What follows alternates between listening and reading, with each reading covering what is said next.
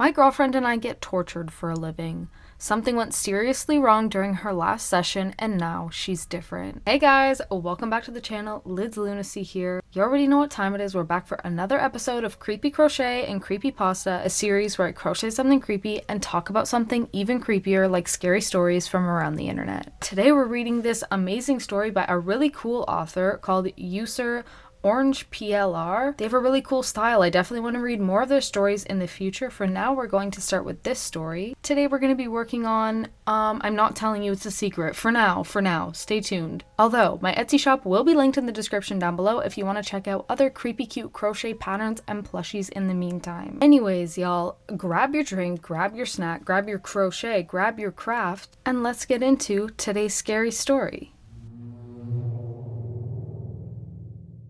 I've always had a bit of a passion for odd jobs. When I was a teenager, I discovered Craigslist and everything just kind of snowballed from there. You wouldn't believe the kinds of things you can find on the internet, the kinds of jobs you can secure without having to do any paperwork. Most of the time, the people hiring either don't want to be traceable by the government, or they're just far too desperate at that point to add any additional hoops to jump through. That was how I met Chelsea. It was actually a really funny story, perfect for telling at parties. It would be perfect for our wedding too, and for telling our kids. It would have been, at least. We met because we both had been hired to come to this birthday party, a kid turning 11. Neither of us fully knew what the job entailed when we agreed, which might have been a sign that we shouldn't have, but we were both informed we'd be paid handsomely, and that was all that either of us needed to hear. When we got there, Frank, a middle-aged guy with a salt and pepper beard who smelled strongly of patchouli and marinara sauce, informed us we were going to get in a huge screaming match around the middle of the party. We were playing a couple from a few houses down who were really on the fritz, I guess. We weren't told why, just what to do. I'm still not sure why he wanted us to do that. I was hesitant. I wasn't much of an actor. But Chelsea, she threw herself into the role wholeheartedly. A couple of hours later, we were sitting on the curb a block away, and she was holding a bag of frozen carrots against my swollen cheekbone, and I was nursing a blunt, wincing at how my chocolate milk-soaked clothing stuck to my skin. We compared stories of our strangest jobs, our craziest experiences, the worst things we'd ever done to make a couple bucks. We both agreed that anything below a felony was fair game, but we gravitated towards weird yet legal and harmless tasks. She had a passion for all of it that I'd never seen in anyone I'd ever met. She was really doing it for the experiences, not the money. She was a thrill seeker. I fell in love with her quickly, like getting hit over the head with a blunt object. It was aggressive and immediate. A couple of months later, we got a place together, and the rest was history. We fell into a nice domestic routine. She made me coffee in the morning and kissed my forehead when I walked into the kitchen. We took turns cooking dinner and doing the dishes, and we watched hours of reality television slop on our sofa that was just big enough for two. We talked about the future. We talked about a dog and 2 kids and a yard. It all just fell into place. Her friends liked me, and my friends liked her, and our families were the same. My mother became a little too obsessed with having a grandchild, and I had to beg her to stop asking Chelsea about her cycle. But none of them knew about our secret life, the jobs we did together when everyone went home.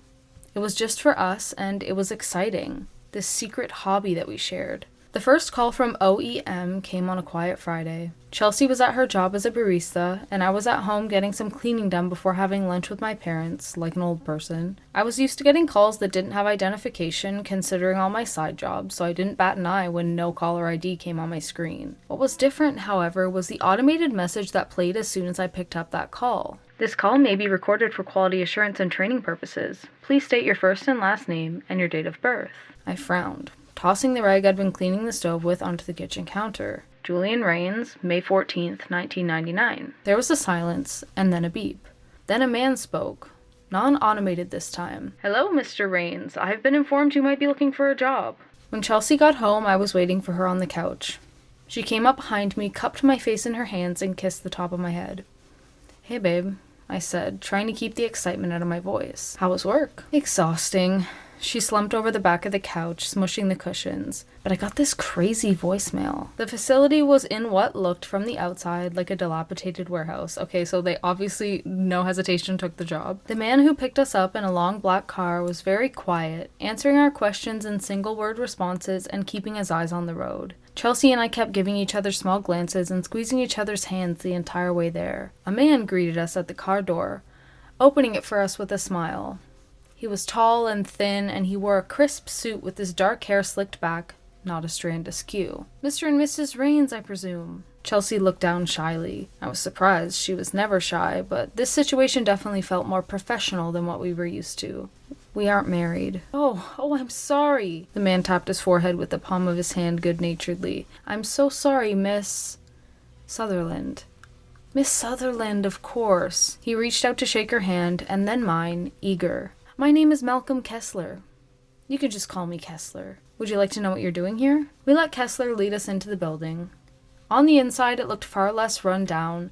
We were greeted with long white hallways and bustling professionals holding coffees and clipboards, wearing matching white lab coats. Is this like a hospital? Chelsea asked, gazing around in awe. I took her hand again and she gave it a squeeze. No, not a hospital, although there are medical professionals here, and we do certainly have access to those kinds of tools. He offered us a sly grin. We entered a room with a metal table and 4 chairs, and not much else. A woman with her hair tied up in a tight bun came in, placed a stack of papers on the table, and scurried away. Kessler gestured for us to take a seat. This, he said slowly, looking from me to Chelsea and back again, this is OEM.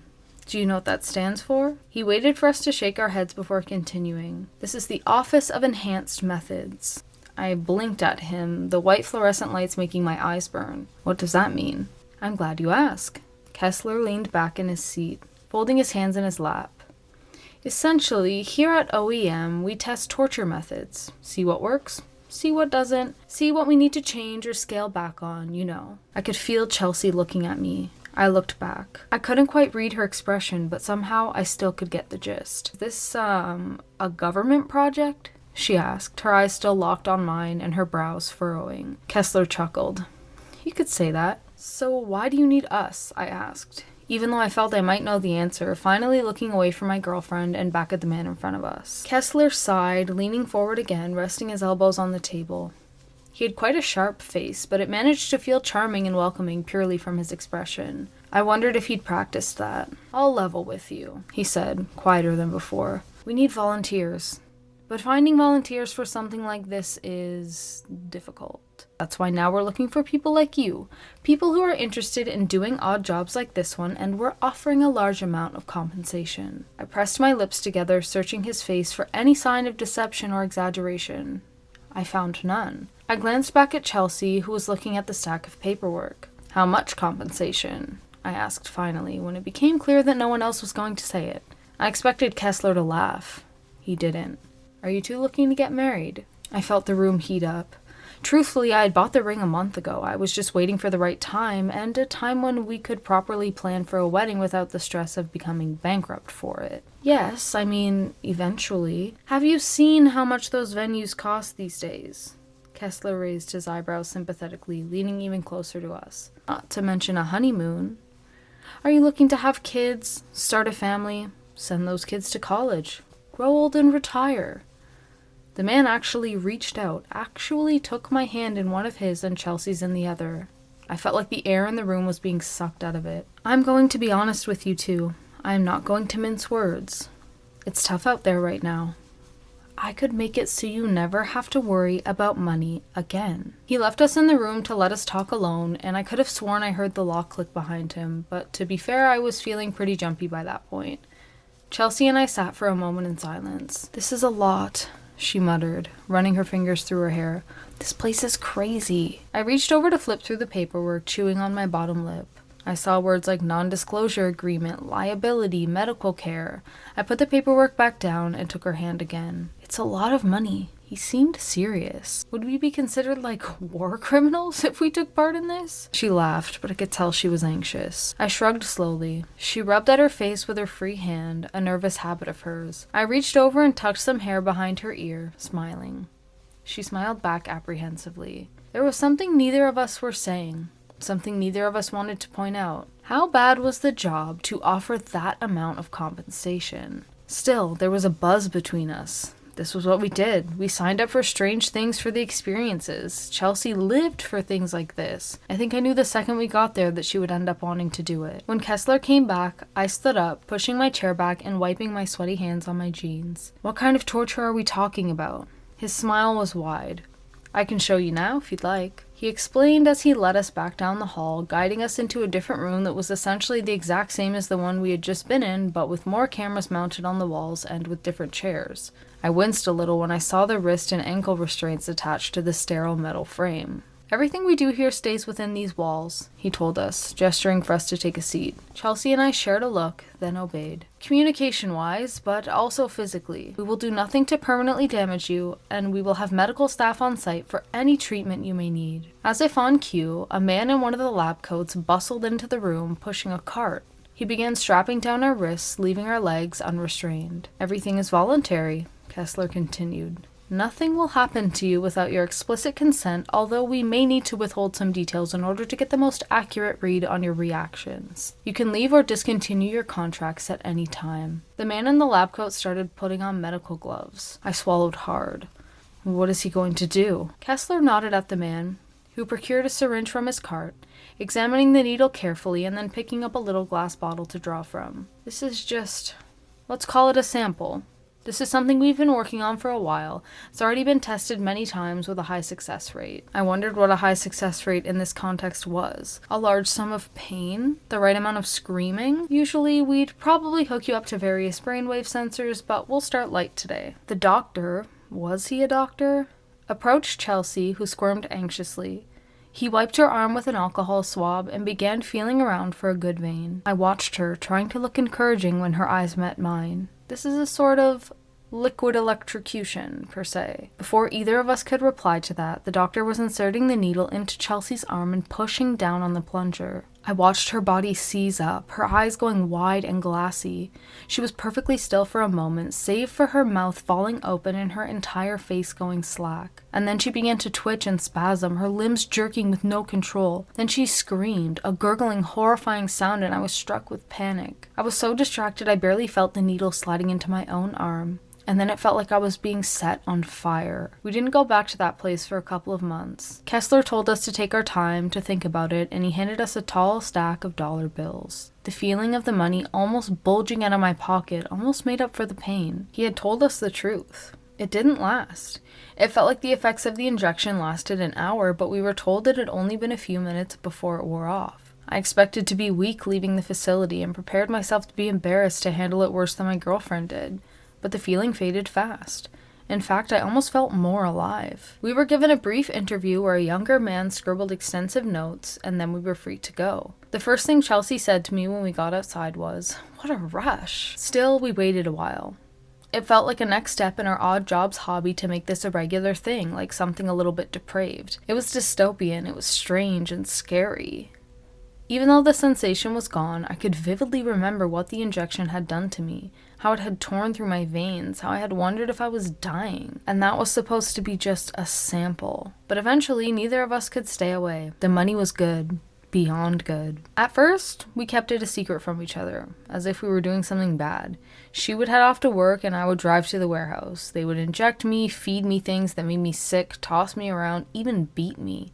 And then I would drive home, still reeling and sore. Chelsea started acting strange, staying up after I went to bed, but I couldn't exactly call her out on it because I was being strange too. Neither of us wanted to put any pressure on the other, I guess. And I don't think either of us liked the idea of the other getting tortured. It was all but confirmed in my mind that we were both doing the same thing when I caught her coming through the front door at almost 3 a.m., rubbing at her temple like she had a horrible migraine. I was sitting on the couch reading a book, waiting for her. She stopped cold, her eyes going wide. I couldn't help but chuckle. "Cheating on me?" I asked.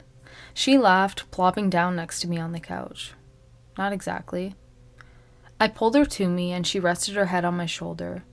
"Let's just do it together, okay? From now on, let's just go together." I waited for an answer, but after a minute, all I got was a snore. We went together the next weekend. Kessler greeted us, patting each of us on our backs cheerfully. "Great to see you two together again. The work you both have been doing here is just fantastic." Chelsea and I eyed each other and she gave me a little punch on the arm.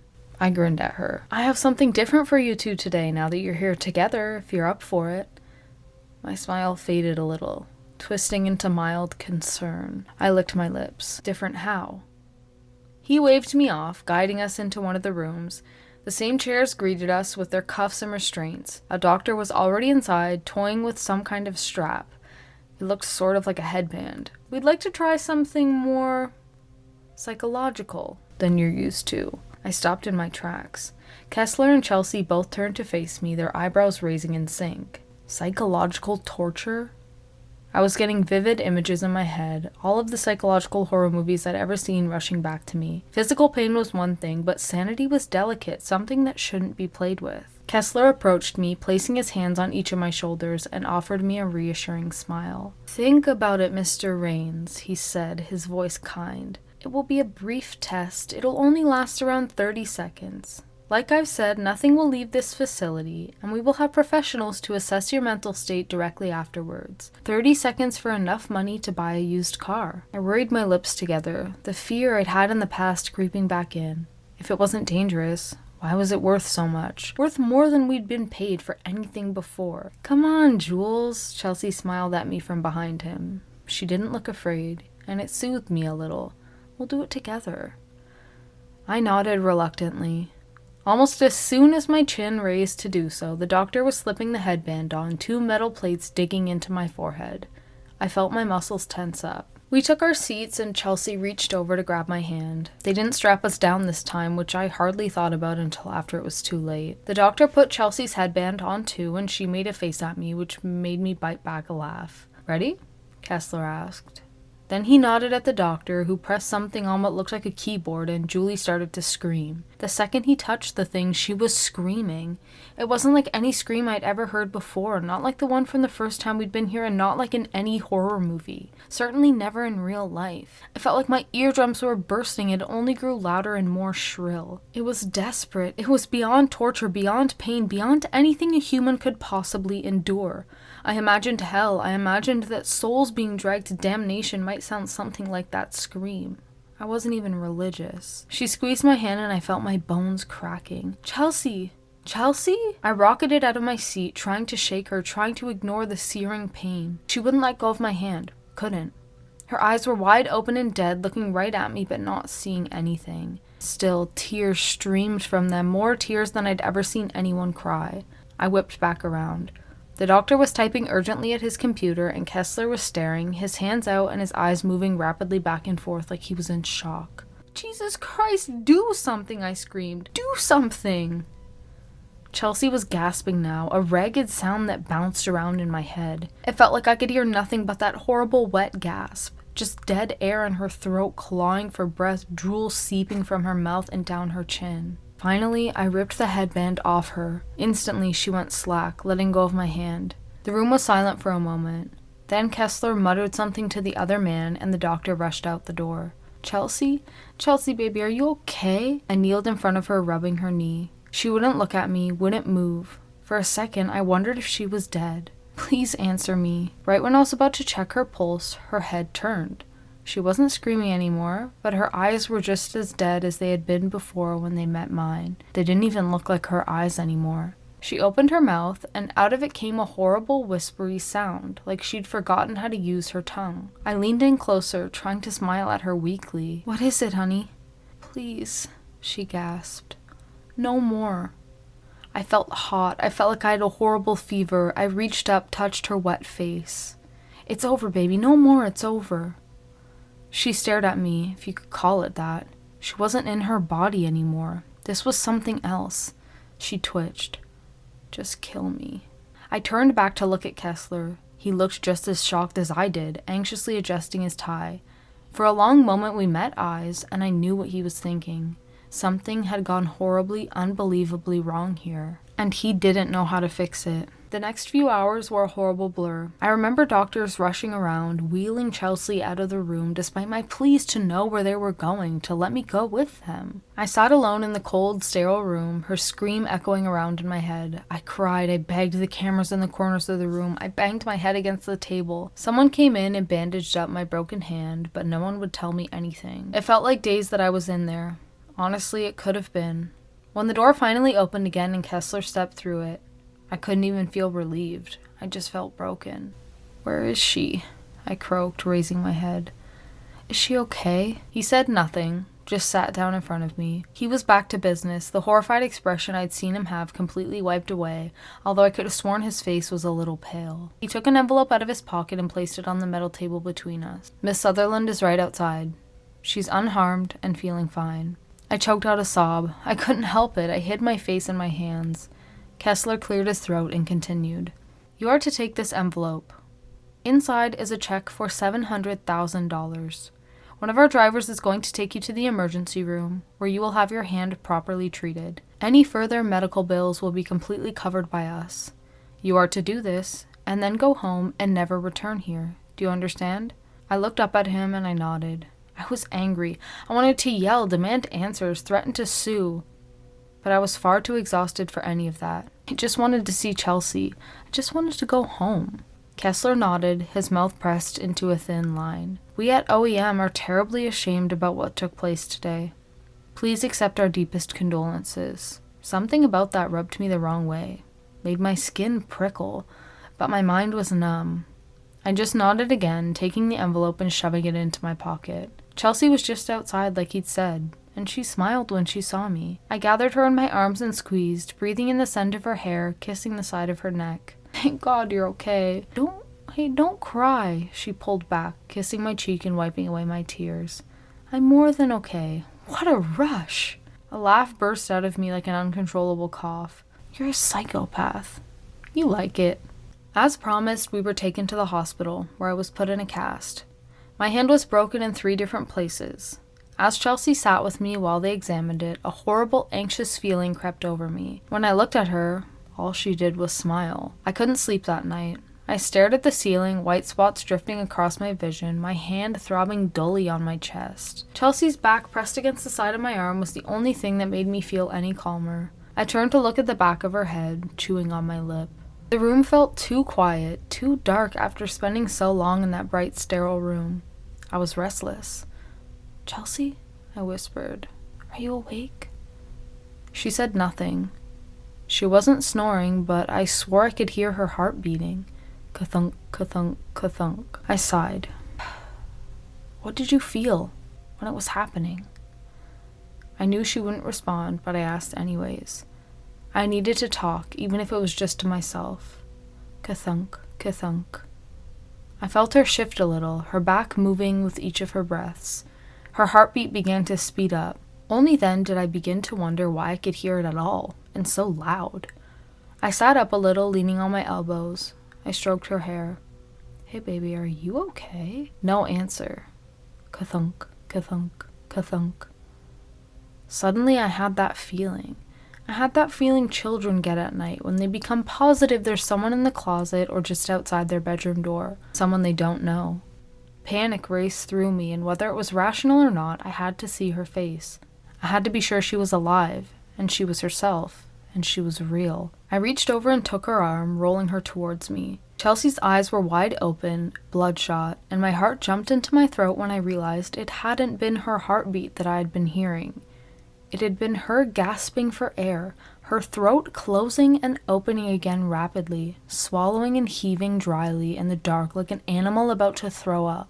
Ka-thunk, ka-thunk, ka-thunk. Oh my God, that actually just gave me goosebumps. I shook her awake, sitting straight up in the bed. She gasped, blinking at me almost sleepily, rubbing at her eyes. Julian? Her voice was raspy, tired, and dry, but otherwise normal. I flicked on the bedside lamp, breathing hard. Babe, what's wrong? I shook my head. I couldn't look at her, couldn't breathe. I felt her wrap her arms around me, shushing me gently and stroking my hair. You were... Shh. It's okay.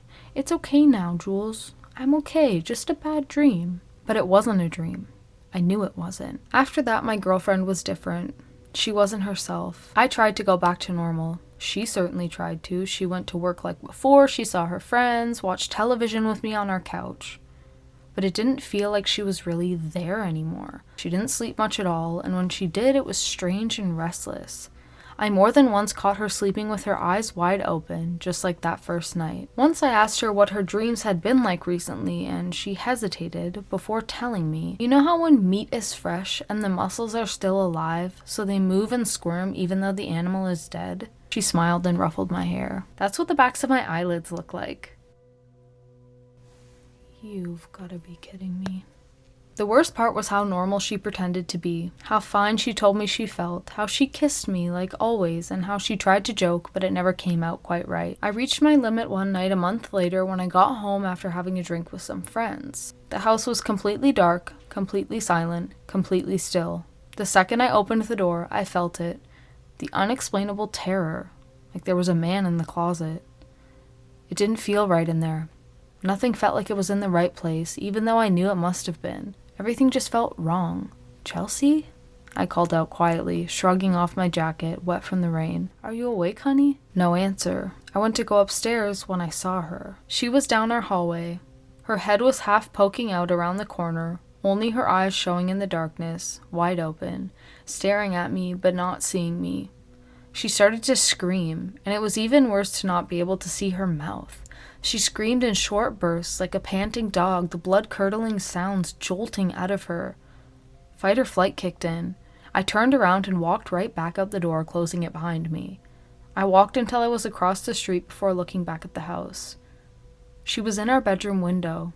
The lights turned on, illuminating her silhouette. I watched her rear back and slam her head into the glass once, then again, something dark and liquid trickling down the frame. The paramedics had to tie her down to keep her from thrashing or from hurting herself. I watched as they took her away, begging them to kill her. I tried to call OEM, but all I got was a message that the number had been disconnected. I drove back there while she was still in the hospital, but there was nothing left but an empty warehouse. When I picked her up, she was completely normal again. The only proof of the episode being the stitches on her forehead. It was that day, the day I picked her up, when I felt completely broken down and helpless, that I started to hear her voice. Honey? I looked over at my girlfriend, or what my girlfriend had become. She was staring out the window, smiling peacefully. What was that? She glanced at me, her smile widening. Nothing, Julian. I didn't say anything. I turned back to the road, convinced I was just losing my mind. I had to be. It would make sense. But then I heard it again. Julian, open your eyes, honey. It's okay. Jesus Christ, Kessler, would you take that thing off him? I think he's had enough. It's been weeks since then now. We're home, we're safe, or at least that's what Chelsea says. I'm trying to believe her. I know it was in my head. I know it was just whatever that device did to me. But it felt so real when it was happening. I'm terrified one day I'll wake up again in that room. And I don't think if I did, I would bounce back so quickly. Yeah. That ending, because of reading it, and I'm sure some of you guys were thinking, okay, well, they threatened to do, like, the whole idea was psychological experimentation, psychological torture, so what's happening to him right now with his girlfriend? Like, they did something to her to make her act weird, to make him go crazy. That's, like, what I was thinking the whole time.